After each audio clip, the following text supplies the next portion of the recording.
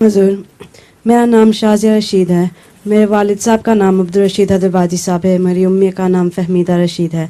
मैं north London मार्च से आई हूँ। हुजूर, मेरा पहला सवाल है कि इस्लाम में जहनी मरीज़ों के साथ क्या सलूक करना चाहिए? जहनी मरीज़ों को प्यार और मोहब्बत से समझाने की कोशिश करनी चाहिए। अगर वो ना समझें तो फिर अस्पताल पहुंचाओ उनको, जो माहिर डॉक्टर होते हैं नफ्सियात के, उनके सुपुर्द करो। ख़ुद तो बाज़ दफ़ा अपना इलाज नहीं कर सकते वो जहनी मरीज़ का। बाज़ जहनी मरीज़ों को कोई वहम लग जाता है और वो छोड़ता ही नहीं उनका पीछा। एक मरीज़ को वहम था कि मैं शीशे का बना हुआ हूँ। बहुत उसको समझाया लोगों ने कि तुम शीशे के नहीं हो, तो वो कहता नहीं मैं शीशे के बना हुआ हूँ। तो उसको एक डॉक्टर के पास लेके गए।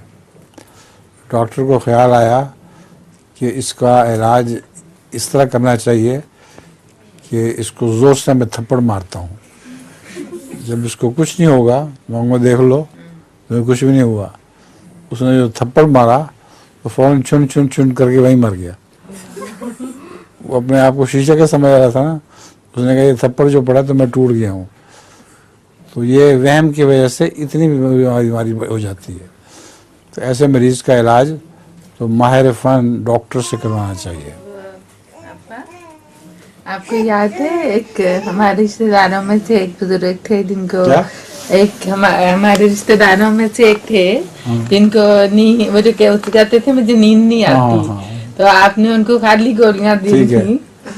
वो मैं बता देता हूँ। हमारे अजीज़ों में से एक कोई दोस्त थे, इनकी शिकायत थी मुझे कि नींद नहीं आती। उनकी बीवी ने कहा कि ये 3 रातें हो गई हैं बिल्कुल नहीं सो सके, तो मुझे डर लगा कि पागल ना हो जाए, इनका कोई इलाज करो।